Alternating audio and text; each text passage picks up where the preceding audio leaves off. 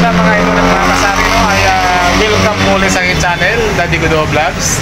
Nandito tayo ngayon kasama ko ang aking anak, ayan. Kasi wala pa tayong pasok ngayon, no, sa school, kaya ayan, sinasama ko ito para matuto. At syempre yan ang ginagawa kong kahira, no? So nandito tayo ngayon sa ating pwesto ng ating pretong manok. And siyempre share lang tayo, no, kung bakit ko ito sineryoso sa kabila na meron naman tayong sari-sari store business, no. Ito ay katas ng ating sari-sari store business. And bakit ko sineryoso ang pagiging pritong manok business, no. Dito kasi mga idol at mga kasari ay wala na tayong paliligoy. Dito kasi ay demand talaga ng tao ang itong pritong manok business, no. Bakit ko siya nasasabing demand, no? Dahil tulad nito dito, nakikita ko na talagang ang gusto ng mga tao ay pag-uwi, bibili na ng ulam, no? Lalo-lalo na yung mga galing trabaho. Kahit na hindi galing trabaho, ay tuwing hapon ay bumibili dito sa atin, no? At kahit sa kabila ay ayan, no? Meron tayong katabing undox dito, no. Ang undox ay malakas din yan, no. Pero sa kabila niyan ay patuloy rin tayong malakas pa rin. Ngayon ang oras ay alas 8 ng gabi. And siyempre yan, tatlo na lang yung ating natira, no. So nandito yung ating lagayan. Papakita ko lang para maniwala kayong ubos na. Wala na. Ito yung lagayan ng chop, no? So, kasi maliit lang. Yan. Ang dala natin ngayon ay na manok ay 21 pieces, no? Ito wala na rin laman. Nilalagay natin sa Tupperware kahit may cooler na para safety talaga siya na malinis. Kasi kung dito lang lahat sa loob ng cooler ay hindi siya ganun ka, ano, diba? Kailangan fresh pa siya, malamig pa siya. Nilalagay na natin sa chiller sa bahay para pagdating sa cooler, malamig pa rin siya.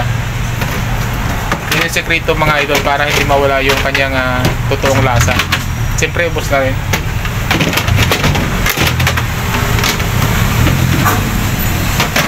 Yun. So, tatlo na lang. Tatlo. Yan, tatlo na lang. So, share ko sa inyo bakit ko ito sineryoso sa kabila ng hindi naman na tayo ganun kalaki ang ating sari-sari store, no? Hindi tulad noon ay malakas ang ating sari-sari store dahil nga ay wholesale at retail tayo. Ngayon ay puro retail na lang tayo, no. May wholesale tayo pero iba't ibang items na lang. Hindi tulad noon ay lahat wholesale tayo and retail. Ngayon ay selected items na lang ang ating hino-wholesale sa ating sari-sari store. Dahil nga na-vlog ko na yung mga nakaraang vlog ko na meron tayong kakompetensya dyan sa malapit sa atin na talagang napakamura. Mura pa siya sa dali, mura pa siya sa ahente natin, no. So wala tayong laban talaga.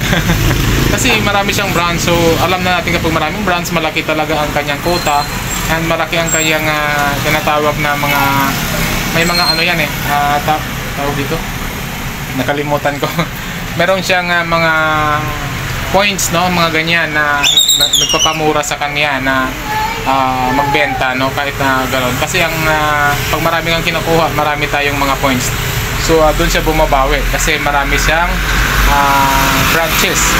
So wala tayong laban doon dahil hindi naman tayo gano'n ka ano. At saka isa pa, ang pera natin ay ginamit natin dito. Kaya hindi tayo pwedeng magdagdag doon sa sari-sari store natin.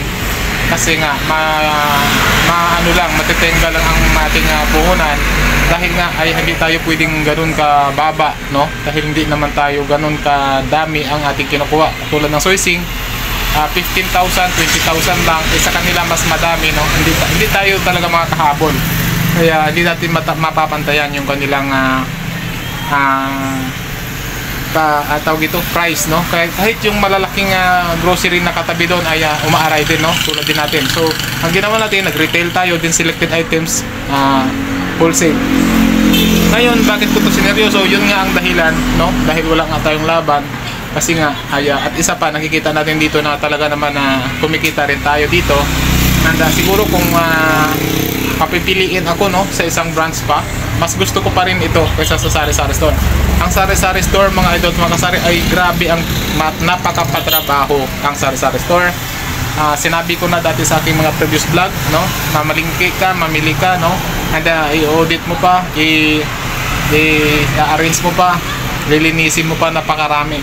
Dito ay iilan lang, no, tulad ngayon ay 21 piraso ang dala natin. 21 piraso lang lilinisin natin. Isang oras lang yun, matatapos na natin pag-aayos, paglilinis. So marinate na natin, ready na kaagad, pupunta na kaagad tayo, ganun lang. Tapos magbibenta tayo dito, dinideliver pa sa atin yung ating manok, no, kasi nga ay branded yung manok natin. So ganun lang kadali ang pritong manok business, unlike sa sari-sari store, no. Pero maganda rin ang buhay sa sari-sari store. Matagal kami naging sari-sari store business owner, and nasubukan natin na marami tayong naipundar sa ating sari-sari store. Yung bahay natin, napagawa natin, yung tricycle, nakabili tayo ng motor. Nanda ito ay ang pritong manok business natin. Kaya kung nakikita nyo, ito ay aking improve, no? Ina-improve natin. Dati maliit lang ito, sa labas lang tayo dyan. Ngayon ay ito na, ganito na yung ating ayan, no? Ayan. So hindi man siya ganun kaganda kasi nga hindi naman tayo, wala naman tayong puhunan ganun kalaki. Pero sinisikap natin na maging malinis at na-improve natin tulad nitong ating lagayan, no? Ito. Yan. So napakaganda. Then salamin na dyan para hindi mapasok ng mga langaw. And siyempre sa labas, naglagay na rin tayo ng mga ilaw. Papakita ko sa inyo, mga idol. Ayan, no? So dito, naglagay tayo dito. Ayan, no? Ayan. So, hindi makita masyado kasi maliwanag. Ayan. Nilagay natin na ilaw.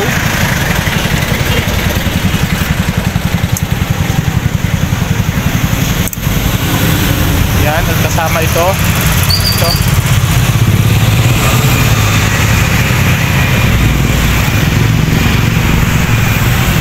So ito ay 7 colors, no? Ang nilagay natin dito, ang sinet up natin dito ay 7 colors. Yan. Yan. So napakaganda sa pagkagabi. Yan.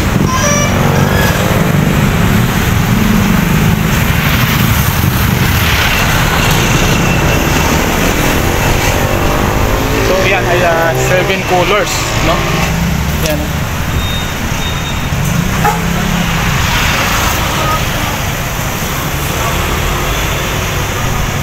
Kasi nga ay napapansin natin dito, mga idol at mga kasari. Papasok ako kasi may mga tao sa labas. Nahihiya ako nga mag-vlog. Kasi napapansin natin dito, mga idol at mga kasari, no, ay wala tayong signage sa taas. And ano dito, di tulad ng Santos, mayroon sa taas sila signage, mayroon dito sa baba. Tayo ay wala, no? Kaya kailangan natin mapansin tayo. Kaya dinagdagan ko ng mga ilaw. Ito ay paikot yung ilaw natin, ano? Paikot yan.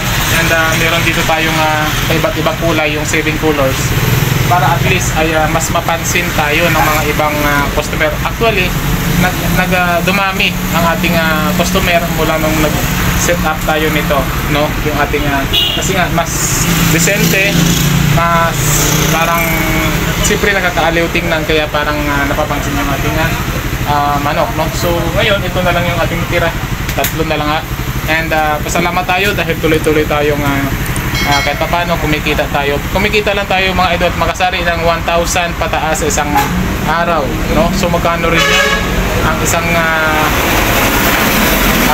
buwan natin sa sari-sari store. Napakaraming items natin, mga idol at mga kasari, na maibenta bago natin maging malinis. Nakita natin yung 1K. Dati nung ang malakas pa yung sari-sari store namin ay mag-sales kami ng 10,000 saka pa kami kikita ng 1K, baka hindi pa 5,500. So net na yun. So grabe ang dami ng mga items na dineliver ko. Ang kita ko lang ay 500, 10,000 ay 1K. So dito ay magbenta lang tayo ng 20 piraso ay servo na kaagad ang ating 1.5 or 2K plus, no? Kasi may mga sigarilyo pa tayo at soft drinks. So yun lamang, no, mga idol, mga sari, ay sana ma-inspire kayo at ma-motivate. Siyempre kung bago sa aming channel at nagustuhan niyo po ang aming video, inspiring motivation goals about sari-sari store, about Pritong Manok business. Comment lang kayo kung ano yung mga comment na gusto nyo itanong sa sari-sari store business, and siyempre yung ating Pritong Manok business, para at least ay matutulungan natin sa ating abot ng ating kakaya, no? So hindi ko pinapakita mga idol at mga kasari yung paano yung mga ingredients, kasi nga ay ibang usapan yun eh. So pinaghirapan natin yun, matagal natin na natutunan, no, kung paano ang tunay na kulay ng manok. Ayan. And matagal ko rin inaral yan ang paano maging tunay na kulay ng pritong manok, no? Nakagaya ng iba't ibang mga pritong manok business ng mga sikat. So inaral ko ng inaral yan mga idol masari. Pati ang pagluto niyan, ang apoy, no, kung gaano kalakas. And siyempre yung pagbabadhari na kung gaano katagal ay inaral ko ng matagal yan mga idol. 6 months bago ko natutunan lahat-lahat na perfect ko na ngayon. Yan, napakadali ko na lang ginagawa. Yan. Diba? So napakaganda na ng itsura ng ating manok. So ngayon ang manok natin ay 0.8 lang, and 220 lang ang ating buong manok. 0.8 lang kasi siya. So mas mura siya, no? Kasi nga yun ang dineliver sa atin, yun ang available, no? Hindi tayo basta-basta lahat-lahat ay 1 kilo, 1.2, 0.9, no? So kung anong may deliver sa atin, pinapalitan natin dyan ng price. Pero mas gusto ko ang 0.8 at 0.9 kasi nga sakto lang yung laki niya, then mas magaang sa bulsa, no? So yun lamang mga idol para sa atin, no? Update lang tayo, at siyempre sure ko sa inyo kung paano, bakit ko sineryoso itong ating Pritong Manok business. So maraming salamat sa mga suporta ninyo, and kumusta tayong lahat at mag-ingat tayo palagi, no? So medyo matagal tayong hindi nakapag-update na naman dahil nga galing tayo sa undas, kaya busy tayo. Ngayon lang tayo nakapag-update ulit. So God bless, maraming salamat. Mabuhay tayo ng vlog, no? Bye.